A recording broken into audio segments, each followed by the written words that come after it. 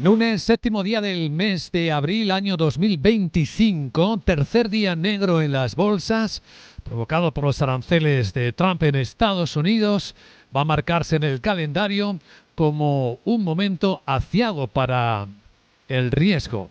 Ahora mismo el índice que mide la volatilidad.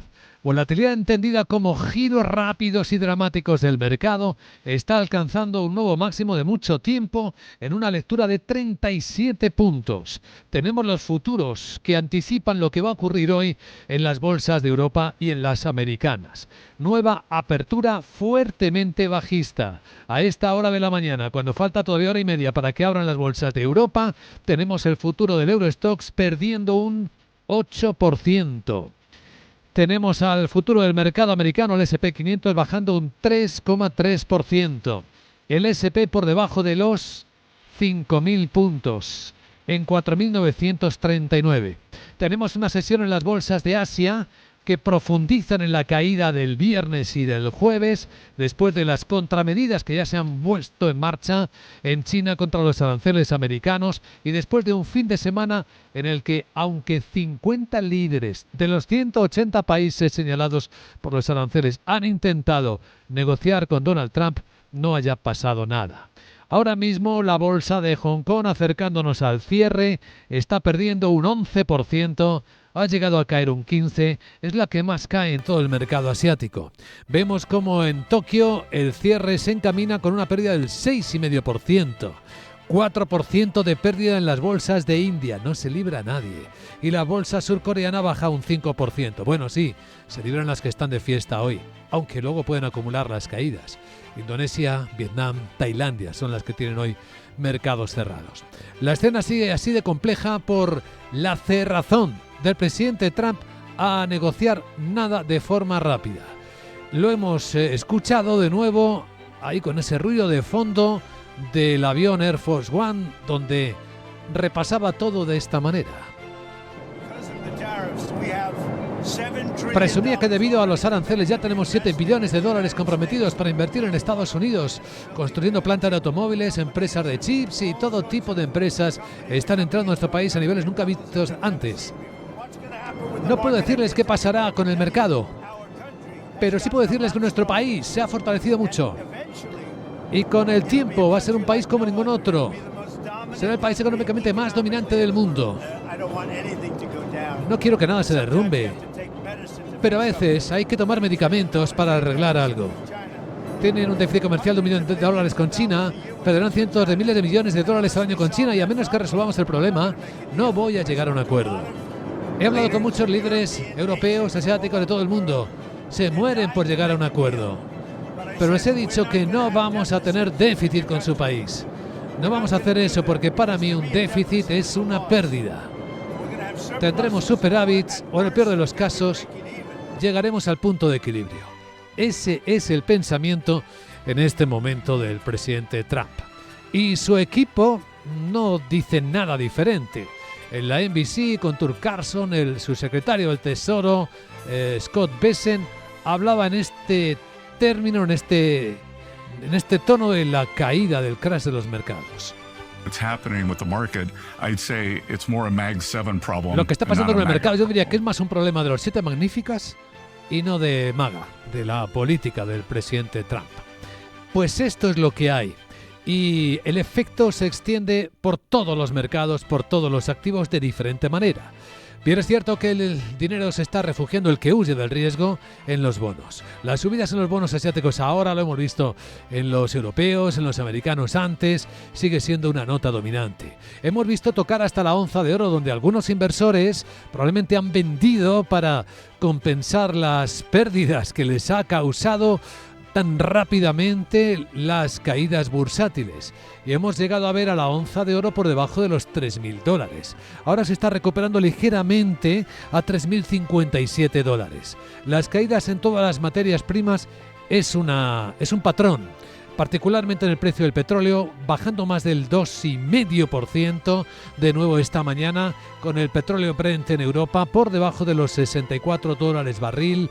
El americano llegó a estar incluso por debajo de los $60 en algún momento, expresando también este momento delicado, no solo para los mercados, sino también para la economía.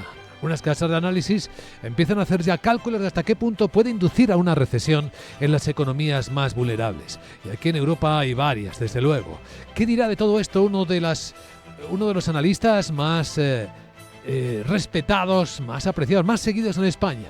David Cano, socio de analistas financieros internacionales AFI, director general de AFI Inversiones Globales, va a estar con nosotros a las 8:10, 7:10 en Canarias, hablando de esta escena. ¿Hasta dónde más puede caer? ¿Dónde se va el dinero? ¿Qué está pasando? ¿En qué escenario nos movemos? Esto que viene es una nueva crisis, estamos ya entrando en ella. ¿Qué sucede?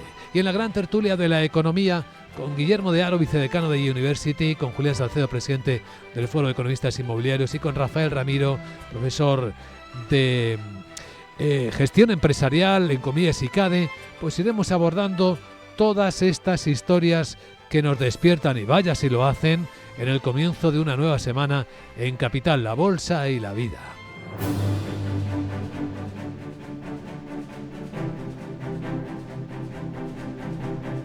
Vamos a actualizar la información con Miguel San Martín. Ya han escuchado que Trump no se mueve, no se ha movido nada durante el fin de semana y compara los aranceles como una medicina, incluida la corrección del mercado, por la que dice no estar preocupado.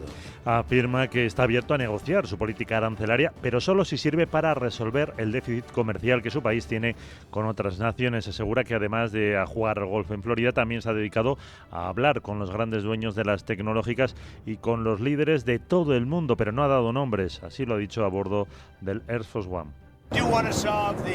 Sí, quiero resolver el problema del déficit que tenemos con China, con la Unión Europea y con otras naciones. Ellos van a tener que hacerlo.